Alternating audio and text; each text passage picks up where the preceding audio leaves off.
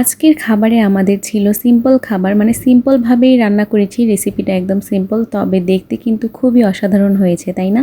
তো চলুন আজকের ভিডিও শুরু করা যাক। তো সকাল থেকেই শুরু করি। সকালে ঘুম থেকে ওঠার পরেই আমাদের বাসায় চলে আসছে মেহমান, মানে বলতে গেলে এই যে ওনারা হচ্ছে আমাদের মেহমান। থাই জানালার পাশ থেকে আর কি এমন করে ঠকঠক করতে থাকে তার ঠোঁট দিয়ে, তো অনেক সাউন্ড হয়। তো দ্যাটস ওয়াই আমরা উঠে পড়ি ঘুম থেকে, মানে আমি জেগে যাই আর কি। অ্যালার্মের আগে ওনাদের এই ঠকঠকানির শব্দ, কলিং বেলের শব্দে আমি ঘুম থেকে উঠে পড়ি। তো যাই হোক, এরপরে জানালা টানালা সব কিছু খুলে দিলাম। তো সব দেখলাম, আকাশটাও খুব মেঘলা মেঘলা ছিল সেদিন। আর ওই তো দেখো ঘরের টিনের চালের ওপরে তো আরেকজন মেহমান আছেই। তারপর আমি চলে আসলাম আমাদের নাস্তা বানাতে। আমার আম্মু বাসায় এসেছিল, তখন আমাকে অনেকগুলো রুটি এভাবে বানিয়ে দিয়ে গিয়েছে। এখন আমি জাস্ট একটু ভাজি আর মানে খেয়ে ফেলি আর কি, এরকম। তো আমি একটু তেল দিয়ে ভালো মতন ভেজে নিচ্ছি, পরোটা খাবো আজকে। তো পরোটার সাথে ছিল ডিম পোচ। তো ডিম পোচ করতে গিয়ে দেখি আপনাদের সাথে একটু শেয়ার করি যে আমাদের কাঁঠাল গাছের কাঁঠালগুলো মাশাআল্লাহ খুব বড় হয়েছে। আর মোটামুটি আলহামদুলিল্লাহ এবার খুব ভালো কাঁঠালই এসেছে।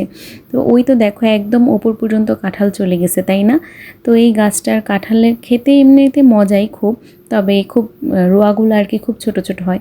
তো কথা বলতে বলতে এই যে ডিম ভাজা শুরু করে ফেললাম। তো ডিম ভাজা আর পরোটা সাথে আমার আর কোনো কিছুই লাগে না।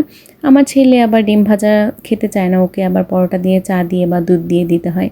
তো তারপরে বাসার সব কাজ করে আমরা চলে আসছি, মানে আমি চলে আসছি দুপুরে রান্নাবান্নার আয়োজন করতে। ব্রেকফাস্ট বানানোর সময় আমি মাংসটা ভিজিয়ে রেখেছিলাম, তাই একটু তাড়াতাড়ি হয়ে গিয়েছে সব কাজ, মানে তাড়াতাড়ি যেহেতু মাংসটা ছুটে গিয়েছে বরফটা।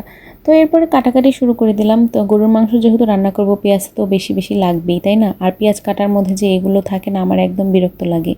তো এরপর পেঁয়াজ কাটা শেষ হলে আমরা মানে আমি মাংসটা আজকে আর কি একদম হাতে মাখায়া তারপরে রান্না করব, বসায় দিব। এর জন্য প্রেশার কুকারে নিয়ে নিছি পরিমাণ মতন পেঁয়াজ, আদা রসুন বাটা, হলুদ মরিচের গুঁড়ো, জিরার গুঁড়ো, একটু সসের বোতলে, মানে সসটা আর কি শেষ হয়ে গেছে, তো এর জন্য আমি সসটা মানে পানি দিয়ে ধুয়ে দিছি আর কি।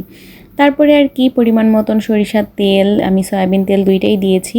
তারপর এলাচ, লবঙ্গ, দারচিনি এগুলো দিয়েছি। আর সাথে তো আর কি মিস গেছে, ভিডিও তো চলতেই আছে, আমি তো কথা বলতে বলতে আমি তো আর ভিডিও নাগাল পারতেছি না আর কি। তো যাই হোক, কী কী দিছি তোমরা তো সব দেখতেই পেরেছো। সব কিছু আমি সুন্দর করে হাত দিয়ে মেখে রাখবো। এটাকে আমি প্রায় 10 থেকে 15 মিনিট ম্যারিনেট করে রাখবো।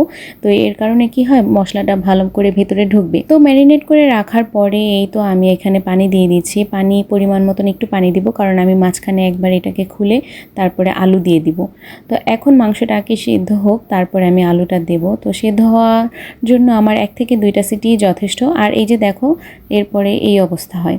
দেন আমি আলু দিয়ে দিই, আলুর সাথে আমি একটু রসুন দিয়ে দিচ্ছি। দেশি রসুন দিলে এখানে ভালো হতো, তবে আমার কাছে ছিল না, দ্যাটস ওয়াই আমি এই রসুনগুলোই দিয়েছি। আর এই বড় সাইজের রসুনগুলোও দিয়েছি, সেটাও মানে আস্ত ছিল না আমার কাছে। তারপর চলে আসছি ভাত রান্না করতে।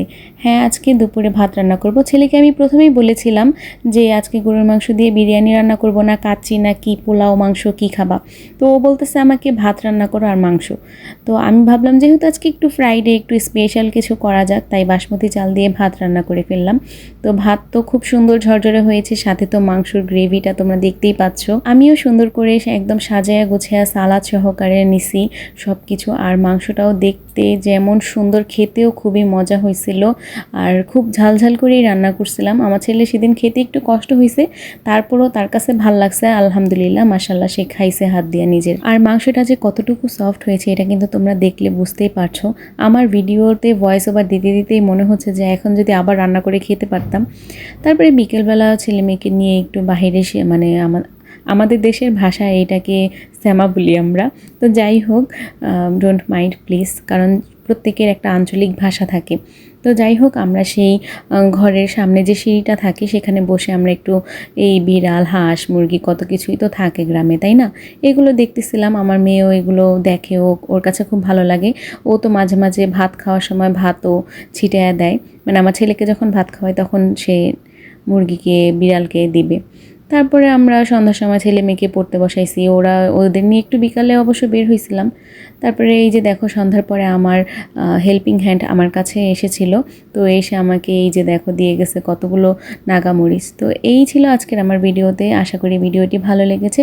যদি ভালো লেগে থাকে তাহলে প্লিজ লাইক, কমেন্ট, শেয়ার করতে ভুলবে না। আল্লাহ হাফিজ, নেক্সট ভিডিওতে দেখা হচ্ছে।